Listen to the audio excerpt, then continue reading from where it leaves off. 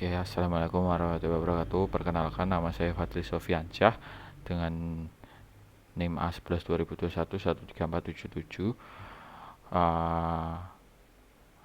Jurusan Teknik Informatika, Fakultas Ilmu Komputer, Universitas Dian Nusantara. Kali ini saya akan menjelaskan proyek mata kuliah STKI Sistem Temu Kembali Informasi yang diampu oleh Pak Ardita Lutfiarta. Proyek ini kelompok dan codingan ini memiliki tema yaitu klasifikasi judul berita menggunakan metode TDIDF, SMOD, dan RNN.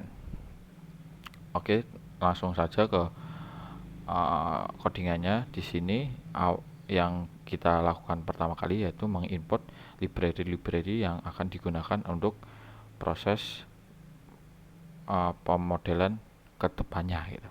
Kemudian kita meload data yang ada di .csv ini. Oh, sudah.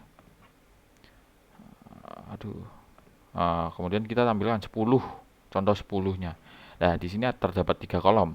Itu kategori, title, dan body. Kategori ini nanti akan menjadi kelas atau label atau target gitu, yang nanti sebagai prediction-nya.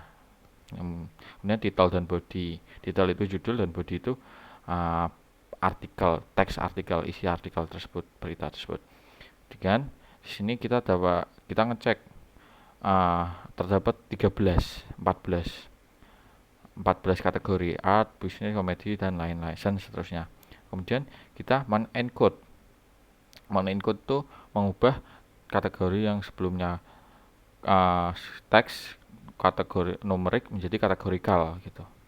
Jadi menjadi array gitu, 0, 1, 2, 3, 4. 0 itu menjadi kategorinya art, terus business menjadi 1, dan seterusnya. Kemudian kita proses teks ini, buat function proses teks, di mana itu menggunakan stopword. Gunanya apa? Gunanya stopword itu menghilangkan kata yang tidak berguna. Contohnya ya, kalau bahasa Inggris itu is, and, then, yang bukan kata kerja gitu ya. Nah, kemudian dimasukkan ke data combine, data title dan data body itu dijadikan satu, kemudian memiliki variabel combine text. Nah, masuk ke TDIDF ini berguna untuk mengubah data yang sebelumnya teks menjadi vectorize agar bisa dapat dibaca oleh komputer atau pemodelan RNN nanti. Itu mempermudah, karena sebenarnya komputer itu tidak bisa membaca huruf, dia hanya bisa membaca angka biner itu 10100001 gitu.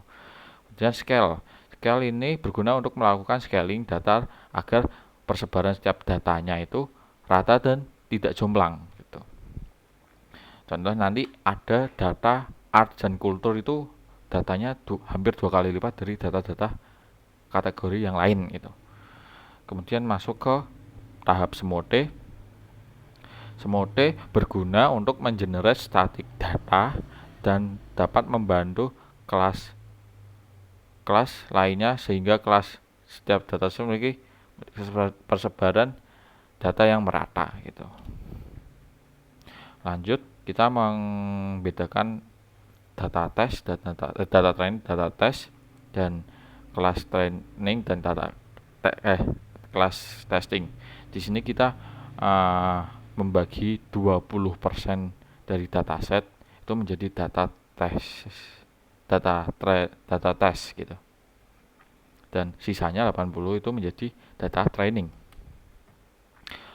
Kemudian mengconvert one hot coding terhadap mengkonversi kategorikal terhadap target atau kelas, sehingga ketika terjadi klasifikasi langsung masuk kategori apa oleh model gitu. Jadi mempermudah gitu.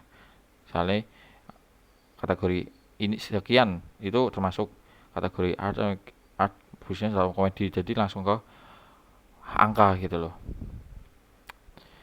Lalu mereshape inputan data untuk RNN ini berguna untuk memenuhi inputan yang diminta oleh metode RNN. Kemudian di tahap ini kita melakukan training secara callback buat kelas ya, yang nantinya digunakan untuk mencetak atau mengecek histori pelatihan yang terjadi. Dan di sini masuk ke sini, ini adalah model RNN-nya. Pada dibagi menjadi beberapa layer, ya kan, ada layer ini, layer itu. Pada penelitian ini akan menggunakan model RNN kan, yang dimana setiap model diberikan layer-layer seperti ini terdiri dari beberapa layer, dan dalam proses pencarian parameter terbaik akan digunakan proses tuning dengan menggunakan grid search CV sebanyak 10 kali proses pelatihan, sehingga parameter yang digunakan diharapkan dapat bagus dan menghasilkan akurasi yang maksimal. Kemudian setelah model dilatih 10 kali pelatihan dan setiap pelatihan menggunakan 50 epoch, maka mendapatkan parameter yang terbaik. Parameter yang terbaik yang nantinya parameter tersebut digunakan untuk prediksi data testing, sehingga menghasilkan akurasi dan report klasifikasi. Bisa akurasi dan report klasifikasi. Kemudian di sini menampilkan hasil parameternya, hasil parameter ini sampai ke sini. Akurasi saya mendapatkan 94,93%. Dan di sini ada rata-rata precision, recall, dan F1 score ini rata-rata cukup tinggi. Lanjut. Kemudian kita mengimport base modelnya yang nantinya akan digunakan mempermudah untuk di deployment. Kemudian ini contoh dari data yang saya input secara codingan ya, tanpa basa-basi, tanpa lama-lama, langsung kita ke tahap deployment aja. Deployment codingan dulu aja deh. Codingan di main PY. Di sini saya menggunakan framework yaitu Streamlit yang guna untuk menampilkan mempermudah deploymentnya. Ini ada 2 halaman yaitu home dan prediction. Yang masing-masing halaman punya kegunaannya masing-masing. Langsung aja ke home. Home ini berguna untuk menampilkan 5 data hot news, artikel yang sedang panas-panasnya, yang mungkin dalam berita itu lagi heboh gitu ya. Kemudian menampilkan kata drop down ya, kategori yang nantinya dinamik, sama yang nanti di bawahnya itu ada drop down juga yang dinamik sama judul kategori yang Anda inputan sebelumnya itu judulnya. Nah, misal nanti drop down itu ada artikel-artikel yang ada dari judul itu tersebut. Seperti ini ya, dynamic select, dan lanjut ke halaman predict. Predict ini akan menampilkan beberapa dokumentasi, contohnya data yang kita gunakan itu dapat dari mana, terus ada apa aja gitu, agar dari sisi user itu gampang untuk melihat dokumentasinya gitu loh. Kemudian datasetnya, terus trend modelnya berapa, kemudian dataset, terus data imbalance-nya berapa dan sebelumnya berapa, kemudian model yang digunakan apa, terus mendapatkan base parameter, terus sudah. Terus kemudian di paling bawah itu nanti di bawah itu nanti ada teks inputan yang digunakan untuk menaruh artikel body yang nantinya bakal diprediksi. Nanti setelah artikel itu paste di sana, itu disubmit, nah nanti akan keluar kategori predictionnya. Langsung kita aja coba, langsung ke halaman home di sini kita menampilkan 5 top news ya, berita yang sedang hangat. Sini ini ting. Nah di sini yang saya katakan dinamik, yaitu dropdown yang ada di sini kategori ini bakal bersinambung sama yang dropdown ini, karena di sini tuh artikelnya, sedangkan ini kategori crime itu memiliki berapa artikel, ada beberapa artikel gitu di sini. Dan kalau di education ya beda lagi gitu. Jadi saya bilang dinamik itu seperti ini. Ini contohnya controversial. Nah di sini langsung menampilkan data berita tersebut. Kemudian ke halaman prediction. Di atas ini menampilkan dataset ini yang menjadi trend model yang ini menampilkan data training yang digunakan untuk pemodelan prediksi ini. Dataset, nah di sini adalah data imbalance-nya. Jadi yang saya katakan sebelumnya, yaitu data arts dan kultur itu memiliki data yang lebih banyak 2 kali lipat dari data-data kategori selainnya gitu. Contoh ini. Nah, karena untuk ini kita menggunakan Semote. Semote itu untuk membalance data yang tadinya 6.877 menjadi 14.028, dan kemudian 11.222 nya itu menjadi training model, dan 2.800 nya menjadi data testing. Nah selanjutnya kita menggunakan metode model. Kita menggunakan model RNN. Metode ini menggunakan search model tuning grid search CV yang dapat menemukan base parameter yang nantinya akan digunakan untuk yang nantinya juga menggunakan Approach 50 sebagai model training.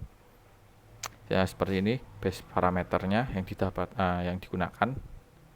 Dan ini adalah grafik dari approach yang digunakan, training, akurasi, dan validation loss.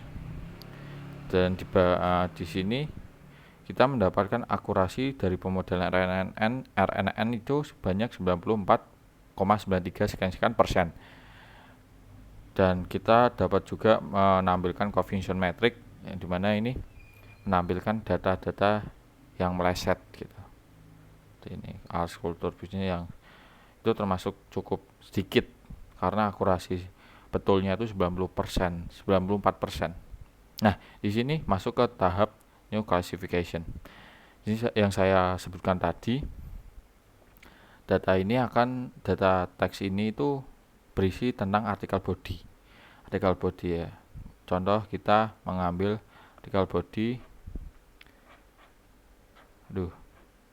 environment deh, ini seperti ini udah saya inputkan predict. Nah di sini terdapat prediksi kategori environment, lingkungan gitu. Nah ya, kemudian kita bisa mengecek juga histori yang sebelumnya. Contoh ya, kita hapus dulu environment.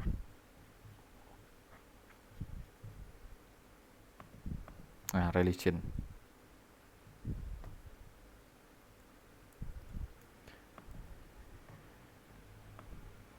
Nah religion. Nah di sini benar karena religion kategorinya. Nah di sini kita bisa melihat histori sebelumnya. Misal ini kan sekarang ya religion. Nah sebelumnya itu apa, environment kan ya. Dan nanti ada historinya yang nanti berguna untuk membantu jurnalis mengklasifikasikan gitu. Ini prediction saya sebelumnya environment, dan ada lagi arts dan kultur gitu. Ini sangat memudah jurnalis untuk mengelola judulnya. Nah, sekian dari penjelasan codingan tim saya. Saya mohon maaf jikalau ada kesalahan dan kalimat yang salah dan tidak mengenakan. Saya minta maaf. Terima kasih. Wassalamualaikum warahmatullahi wabarakatuh.